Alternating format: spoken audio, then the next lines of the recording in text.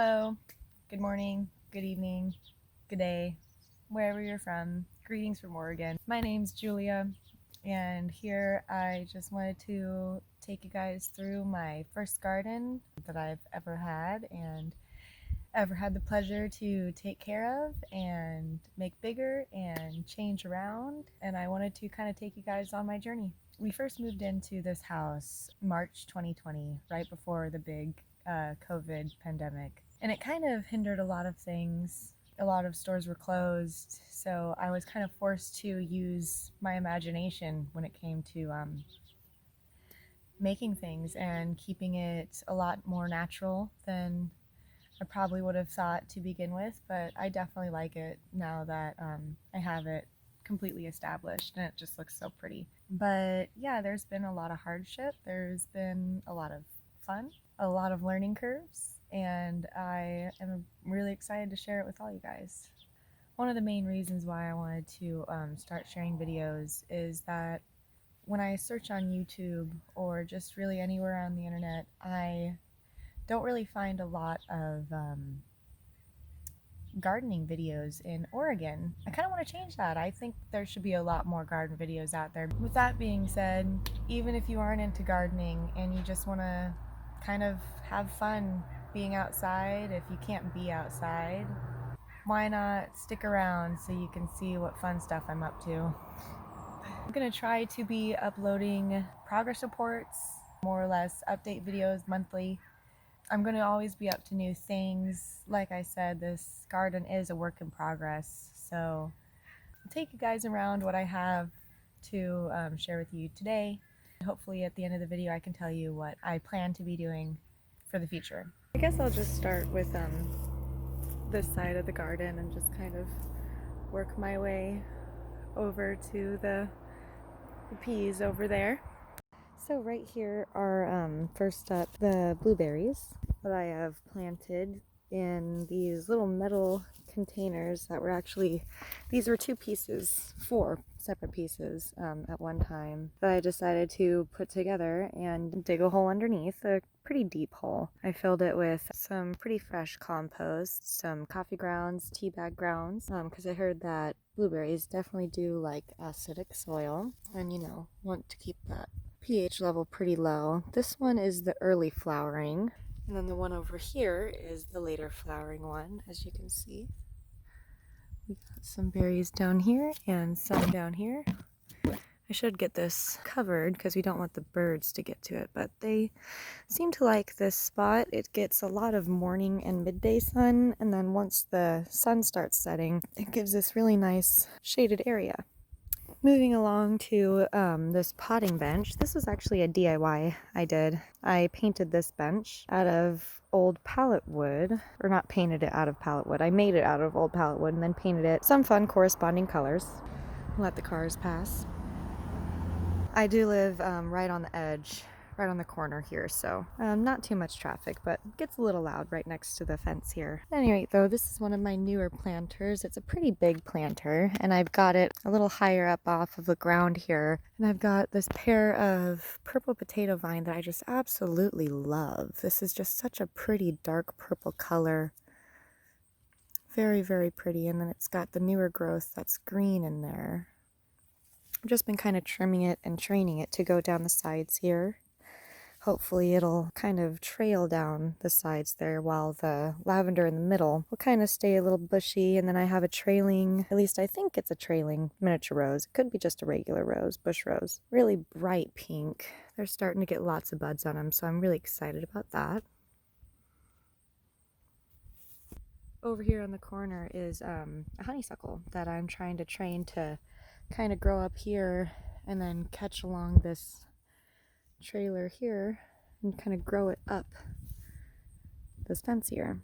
And then here's my fuchsia planter. The bees and the hummingbirds are just loving. They're eating it up, my goodness.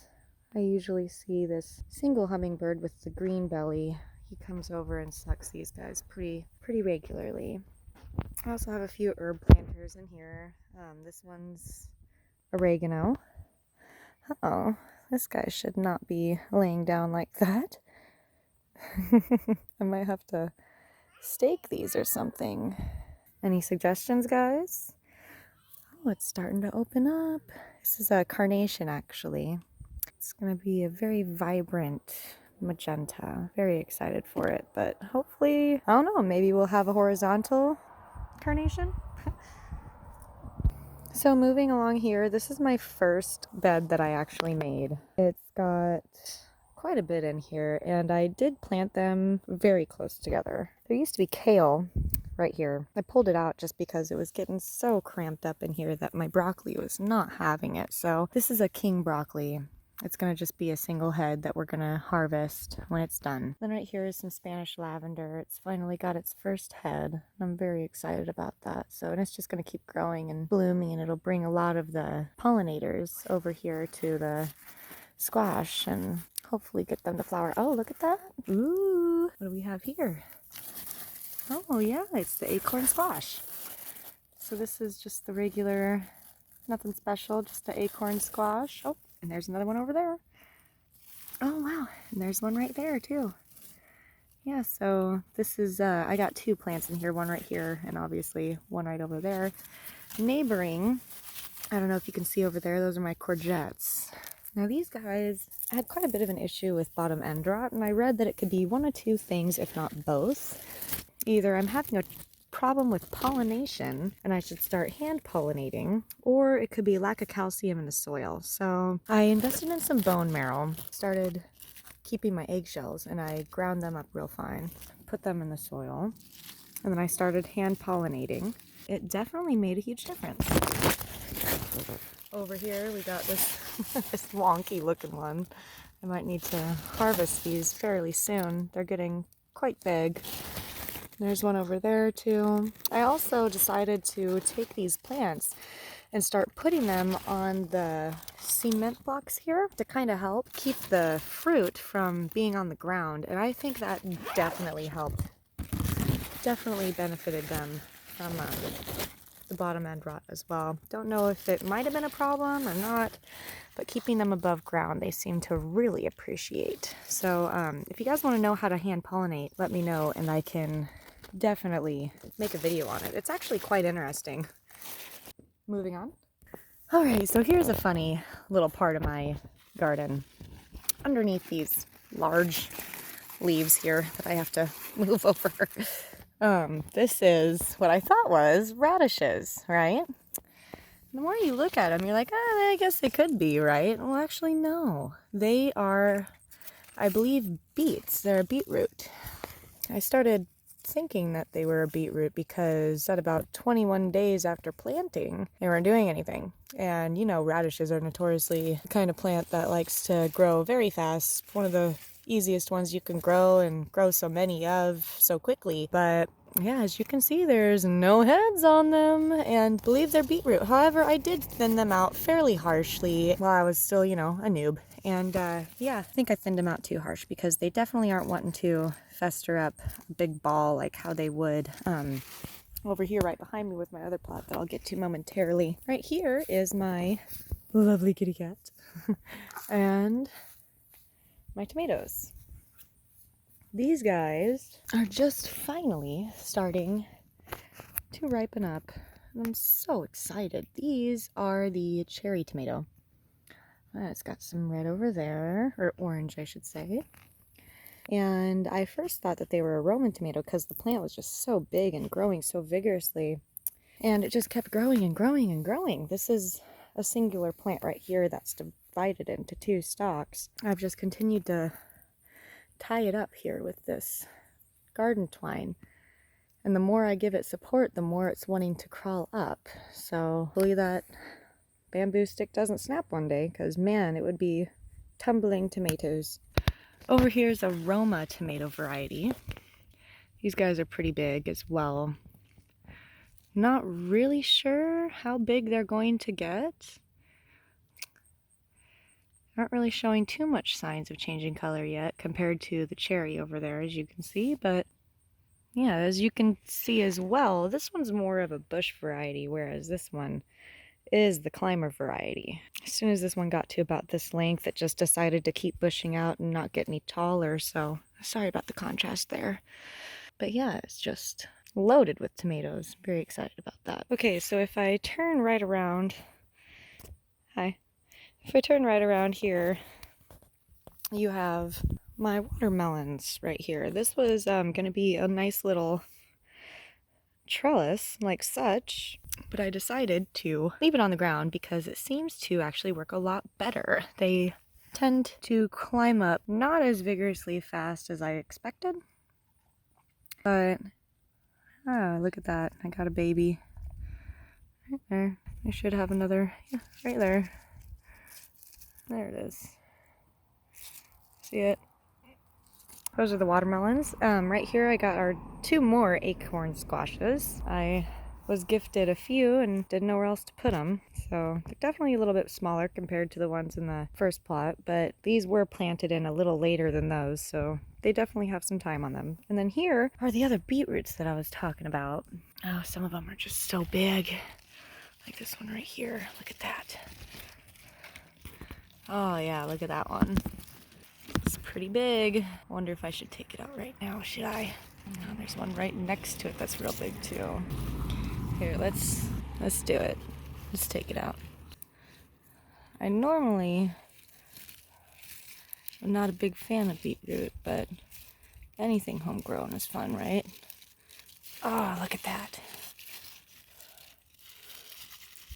Oh, it's beautiful.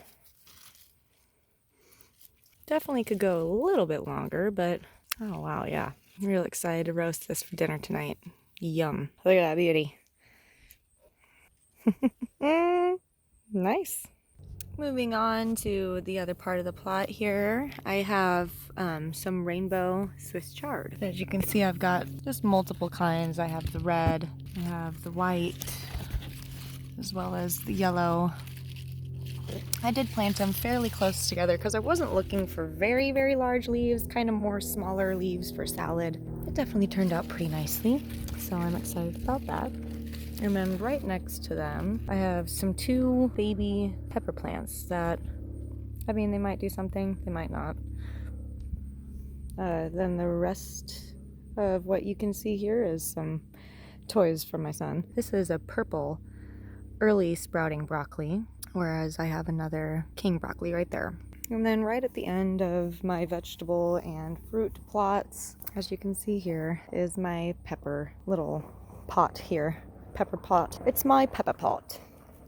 I don't know why I just had to do a 360, but as you can see, we got the tallest one right here. I grew these from seed, not seed I harvested. Oh no, I wish I could. I'm going to try to this year, but grew these from packaged seeds. They're rainbow variety, whatever that means. All I know is they start out green, and the further you leave them on the vine, the more colors they change. So pretty excited about that. Not really sure why that one's taller than the rest of them. There's 4 in here. Got this one, this one, this one, and then this one. So yeah, kind of letting them go as long as I can. I haven't really trimmed them or anything. I do know that they grow a lot similar to tomato plants, so, but they do like the heat. So I put them in this black potter because I do know that this guy retains heat pretty well, and I screwed a lot of holes on the bottom so that we had really good drainage. So yeah, that's my peppers. So if I do a 360 from the bell peppers, I kind of have my little seating area. My kitty's hanging out underneath there. Some fun signs that I made.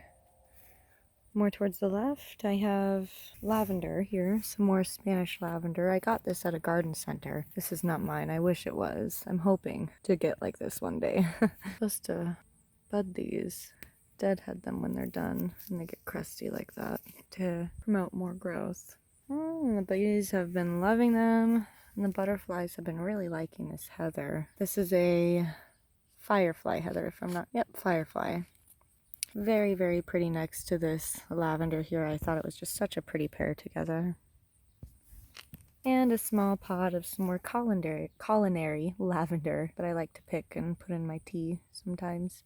Then over here is my flower garden that I'm attempting to have for a autumn flowering cut flower garden. That's one of my newest additions. Right there is the bee bath, or bug bath I guess, right next to the nasturtiums. I've got a lot of different varieties in here. I've got marigolds, dwarf marigolds, as well as regular 2-footer crackerjack marigolds right there. Got some English daisy babies that are poking out, as well as some Shasta daisies. Right in the back there is the asters, the powder puff variety, so they're going to get about a few feet tall. Neighboring that is the dahlia, the golden scepter, or specter, something like that. Very, very big yellow flower. Really excited about that. And then right next door to that is the gladius. I got 2 of those, or gladiolus? Gladius? I don't know how to say it. But yeah, these 2 were actually in pots. They were not flowering, so I decided to put it in the ground. This one has yet to show any stalks, but this one has 2 right there. You see that? 2 of them. I was so tickled to see that when I came out here one morning. And then right in the back, I have 3 red sun sunflowers. They're the dark bronze variety. Very, very pretty. I can't wait for them to bloom. Right in the kind of corners there is the hollyhock. I'm not really sure what color those are, but they do get really tall, so I tried to put them right next to the tallest flower in the back there. And then right in the middle, we have some straw flowers. They're the dwarf mixture variety. You can kind of see these ones are probably a little bit more along than a few of them. I just kind of threw the packet on the ground in little spots, hoping that they would grow. Some of them have grown, some of them haven't. That's the luck of seeds. Here's some dwarf zinnias on either side.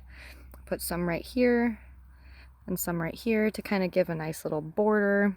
And then right in the middle here is a bush, believe it or not, that's actually gonna try to get fairly big, but that one's gonna take a few years. This stuff is all kind of one season, it'll come and go before that even gets very big. So I figured might as well have some fun with this place before it gets established. Right in the corner here that I missed, on the outer skirts of this middle zone area, is some bachelor's buttons, and I have those on either side as well. So kind of goes sunflowers, hollyhocks, straw flowers, zinnias, bachelor's buttons. And then we have a little mix of daisies, marigolds, and nasturtiums along the edge. So it's all coming together. These, I grew everything except for the gladius, the nasturtiums, and, or wait, no, I did grow the gladius from a bulb. So I guess you could say I've grown that from the beginning. The things that I actually haven't grown are the nasturtiums and the dahlia. Those were gifts to me from my mom. Moving on, here is the super snap pea area with my fuchsia, as well as a little fun art piece I made to kind of add some color to the fence there. These guys I also grew from seed and made them into nice little teepees, so I'm really hoping that they'll grow fairly large, not knock over the teepees, obviously. And there you have it. You can't really see it very much because it's just so bright. This is my garden as of August 15th, 16th, 2020. There will definitely be a lot more to come. I definitely plan on expanding a little bit more of the flower garden area, more so past the peas from where you were seeing there. I also plan to be making a thing for a little cage for my strawberries to kind of protect them and also kind of keep them in a nice little categorized area. Overall though, I hope you guys really liked my first tour. It was a joy to bring you through my garden and explain everything to you and kind of take you through the very first things that I've had as far as growing goes. So I really hope this video inspired you to get outside and enjoy the lovely surroundings that's right outside your window. Just remember, anyone can garden. It doesn't matter where you live. You know, you may be limited to what you can grow, but anyone can grow. So remember that and try to get outside and enjoy the sun today because it's very, very warm for Oregon for sure. See you next time, guys.